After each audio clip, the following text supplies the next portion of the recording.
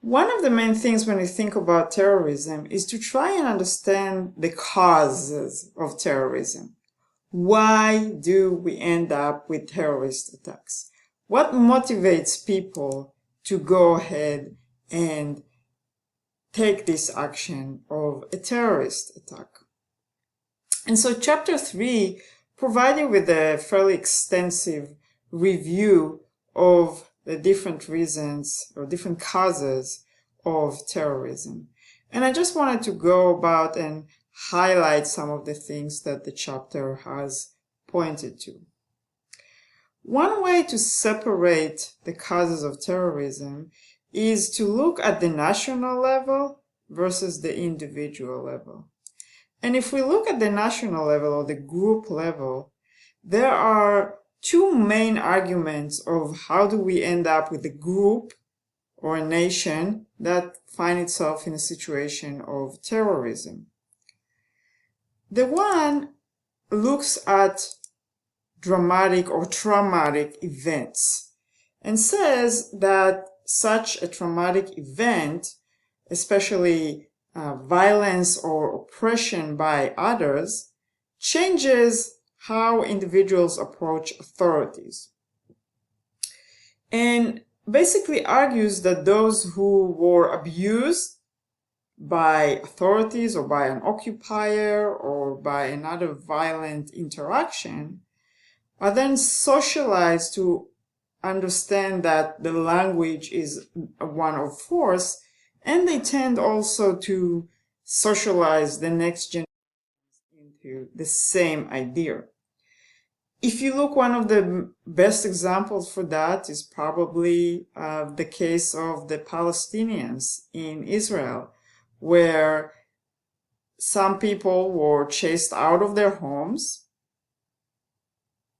during the Israeli Independence Day and now became refugees, but their next generation grew up as such, grew up as refugees, grew up with that trauma in their mind, and so they are believing in that hatred message. That's how they grew up. And so because of that, they can more easily rationalize using violence.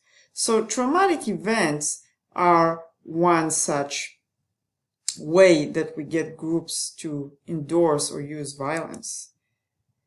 Another thing to look at is the development or the evolution of social movements, sometimes trying to work within the acceptable channels and raising some legitimate concerns or awareness towards grievances. But then when the government or the authorities do not react at all, they're not responsive at all, or their response is very slow or not adequate according to what the group or the social movement wants, there is frustration, and that frustration many times is being channeled into let's escalate the tactics. Step by step, eventually you arrive at using of violence.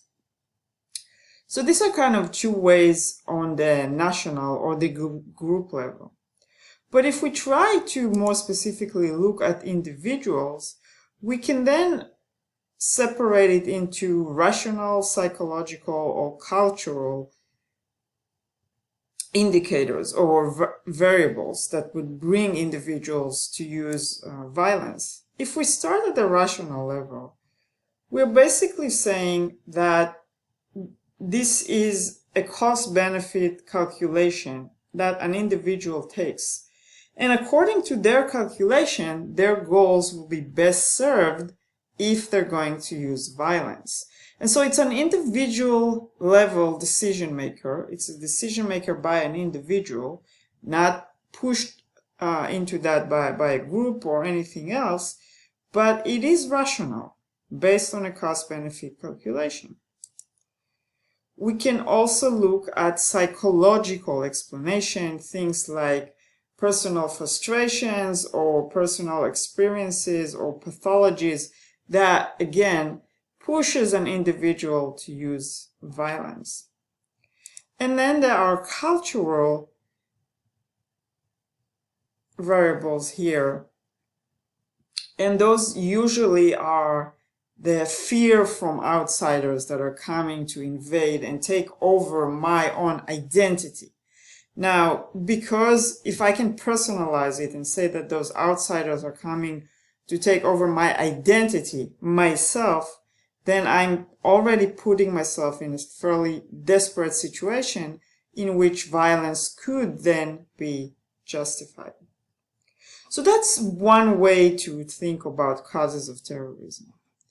Another way is to start with this idea that, at the end of the day, if you look at any specific terror attack or terror group or an individual that chose to use terrorism, if you look deep into their motivation and what caused that specific terror attack, you will find a combination of overlapping factors, including government policies, political history, current political events, cultural tensions, ideological tensions, or just ideological tendencies or ideological processes more in general, economic factors, individual background, individual health, solidarity with other groups, and more and more and more.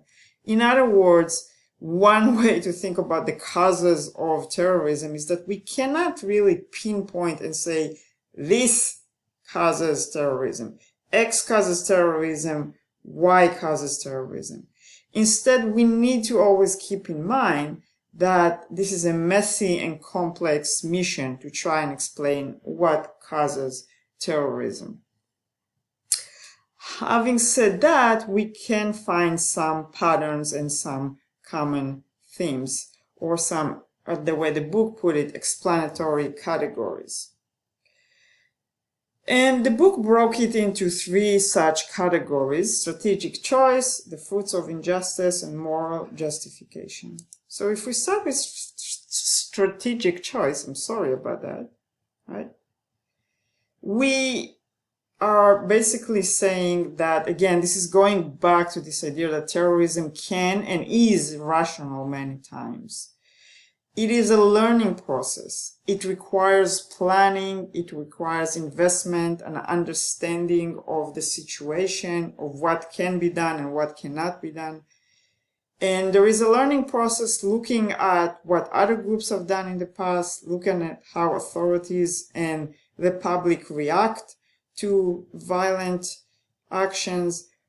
And so it is a strategic plan choice. Okay?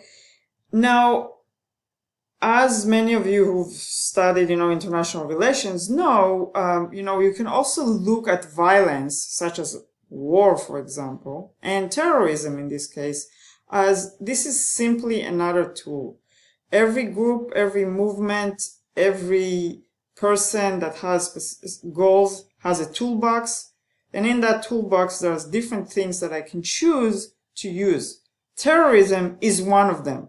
And so if we look at it as that, we are not going to think that those people are crazy, that terrorists are crazy or irrational, but instead that they are taking a deliberate choice. They're choosing a tool from their toolbox, they're planning, they're learning, and many times, yes, terrorism is the tactics of the weak.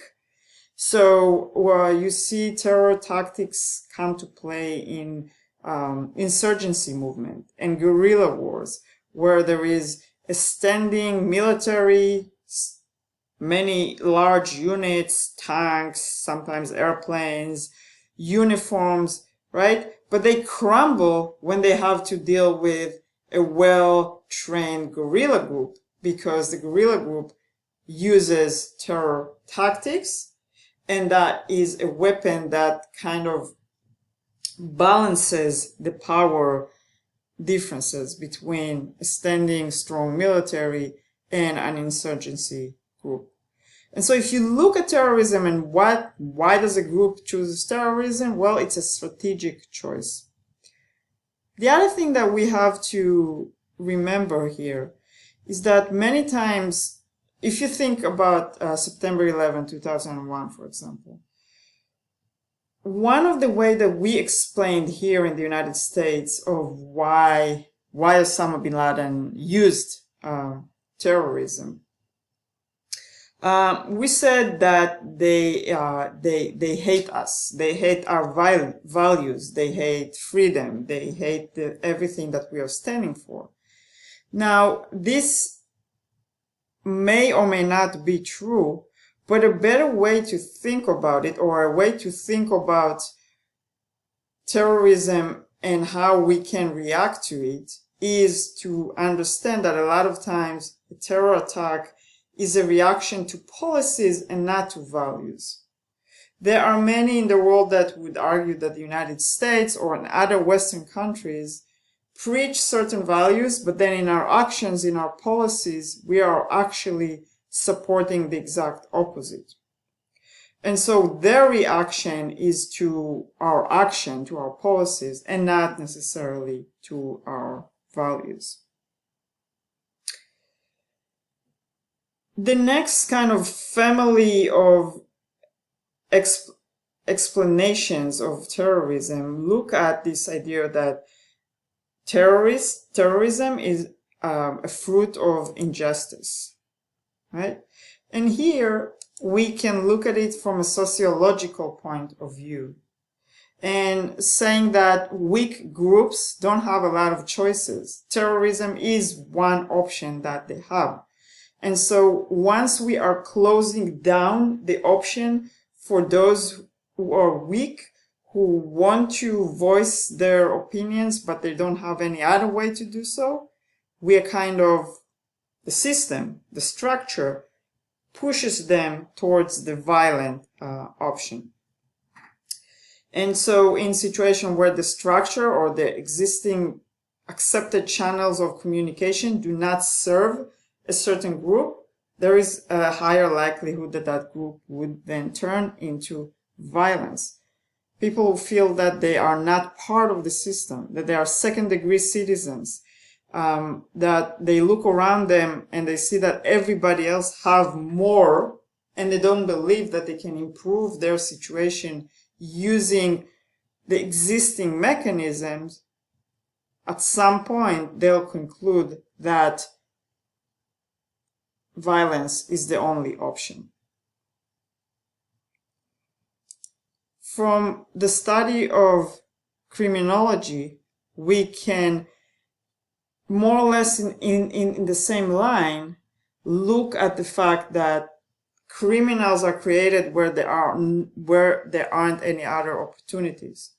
And people who grew up with criminal or violent experiences tend to then turn around and use that because that is their learned behavior. That's how they know how to behave.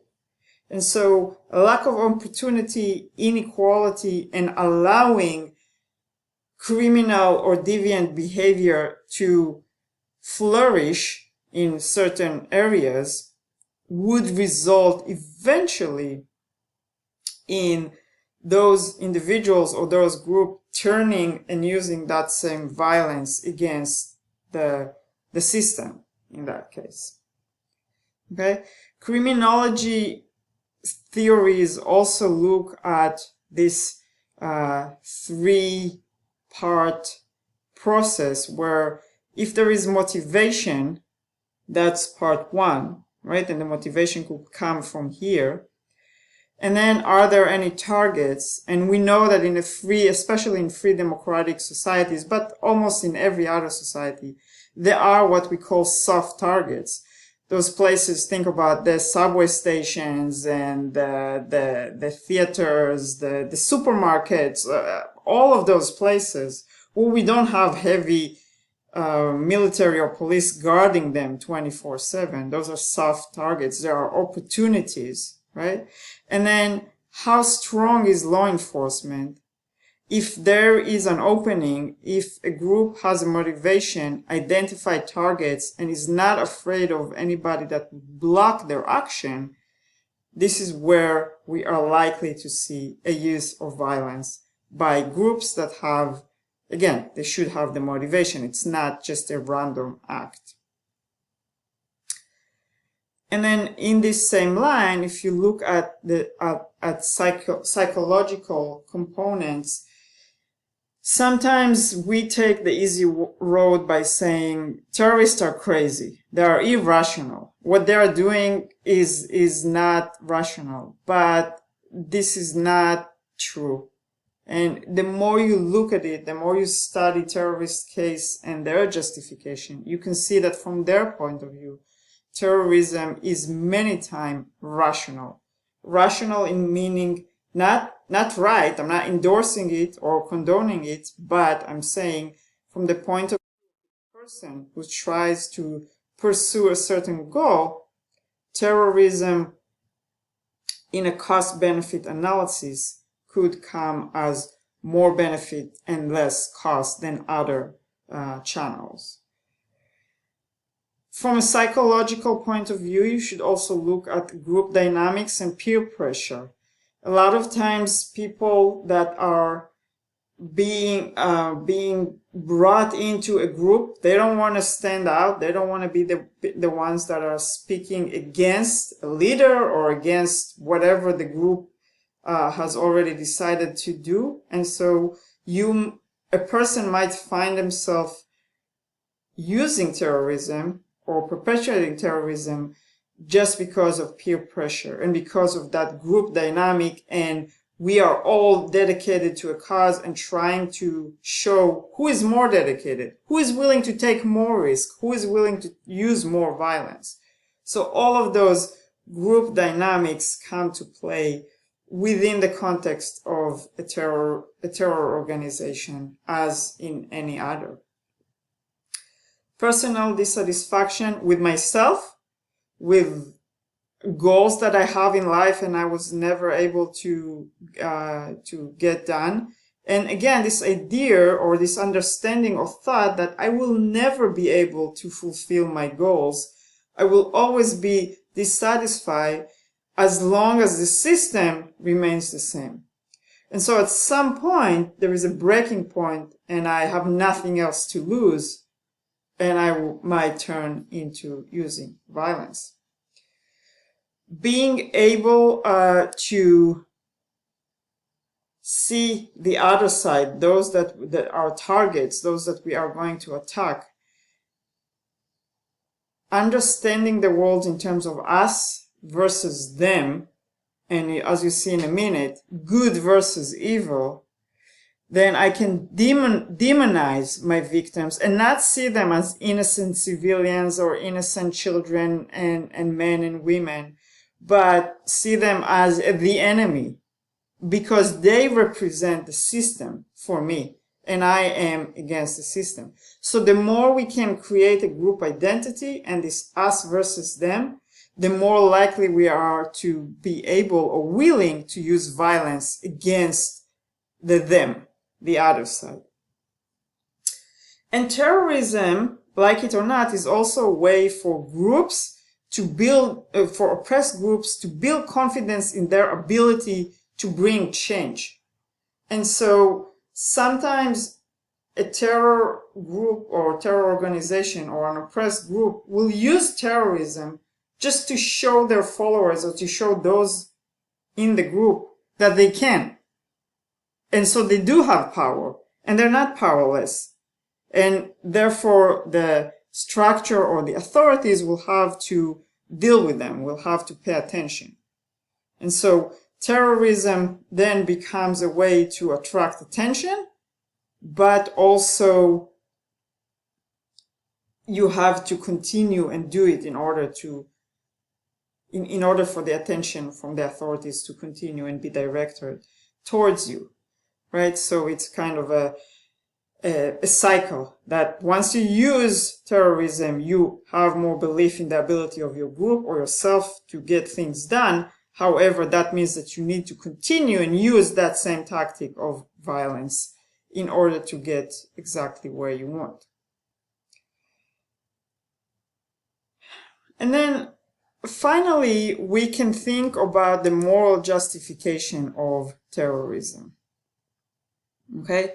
Terrorists and terror groups do not see terrorism as immoral. They see it as moral, as a choice, as a moral choice. And this is because they see the world in very simple terms of good versus evil. And they are good and everything else is evil. And if you are the good, representing the good and fighting the evil, you can do whatever you want.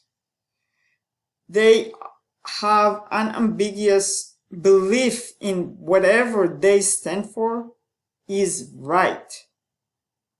And nothing else can be even considered in terms of the way that they see the situation. So it's good versus evil.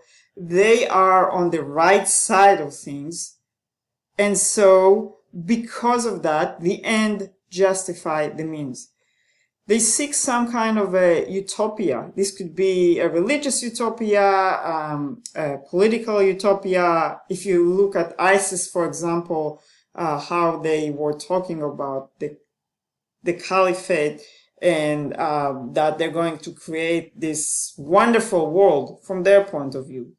So they were building a utopia, and to build that utopia, the end justifies the means. And that's the connection to morality. So I hope the chapter and this mini lecture were able to kind of put you in the right direction as we try to understand what causes terrorism. Obviously, you can disagree and argue with almost everything that I brought to you here right now, or that the book presented to you. But I want you to take that as we go deeper into try and understand how religion impact terrorism, how ideologies or political thought impact terrorism. But those were just kind of general terms about causes of terrorism.